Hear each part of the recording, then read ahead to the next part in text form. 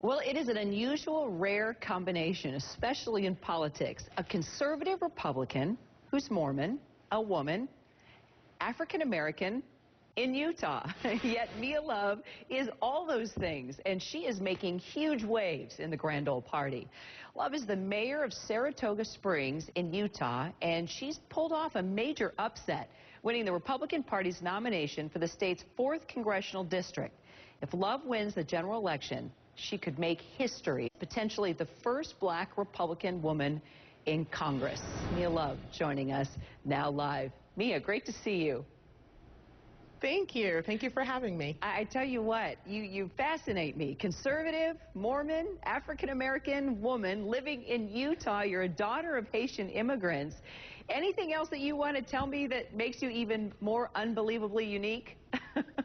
Well, I don't know if it's unbelievably unique, but I run also, and I enjoy running because it just keeps my head straight and keeps my priorities and makes sure my body's healthy, so I love running. Okay, we're going to throw that in too. So the next thing I need to look for is how you're going to win the Boston Marathon. Okay, I'll keep my eye on that.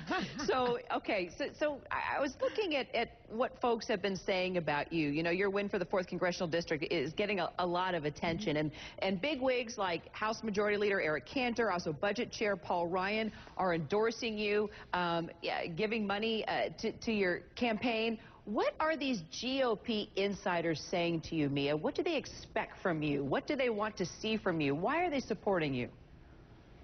Well, you know, I don't think they came in with an agenda. I came in and I talked to them. I talked to them about Utah's principles and beliefs, and that's individual liberty, lower taxes, limited government, and they were just right there. And they said, you know, we'd love to have your help. We'd love to have you in the U.S. House, and they came out early to help with the campaign, and I really appreciate it. Now, you've had to have faced some challenges. Tell me what's been the biggest challenge so far, and do you feel conflicted about anything that the GOP stands for, and how do you deal with that? Well, challenges, there's always going to be challenges.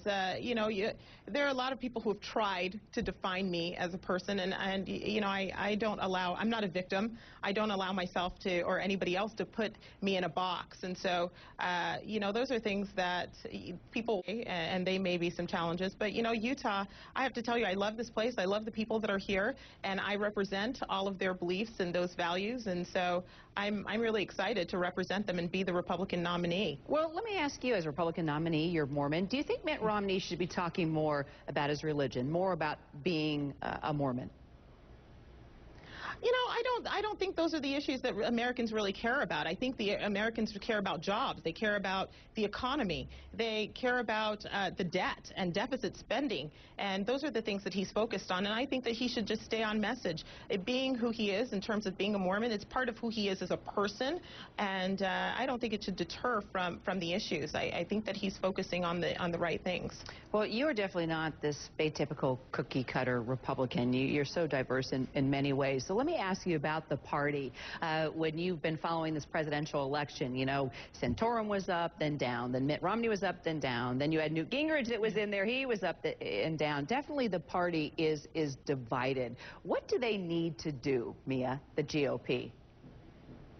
Well, I think that they need to get their messaging correct. I think that what we need to do is find a cause and really get the people to rally behind that cause. They really need to take their messaging to the people. We need to remember who we represent. In Saratoga Springs, being a mayor there, I've worked where the rubber meets the road. I've worked where people, I make decisions and they directly affect people. And we have to remember that that's who we represent. We represent the people on the ground. And I think that that's what we need to do when it comes to the presidential elections also. They still represent people. And you are poised to break a major barrier, and I know this is the wrong party, but let me ask you about President Barack Obama, because he did break many barriers. What were your feelings then when he won the presidency, and how do you feel about him now? Well, how do I feel about him now? You know, the greatest honor I can do to the American people is to judge the president based on his policies and his actions. And I believe that his policies haven't been in step with what the American people really want. We've I mean, we're losing jobs. We're educating children on a federal level. We're controlling lands on a federal level. We are regulating each business, and government has grown so out of control in terms of what it's supposed to do. And you know, it's too bad. We really need to start turning the tide so that we can get this country back on its feet. Mia Love, we'll be watching. What do your kids think about all this, by the way? Oh, they're so excited. This is a family event. Everybody is in this, and we're really excited to go and really make some differences and be a really good role model and represent Utah's values. So my kids are really excited. My husband's incredibly supportive, and we're ready. Well, we'll be watching. Mia, thanks for talking with me today. Thank you so much. I appreciate it. You bet. Osama bin Laden as campaign warfare.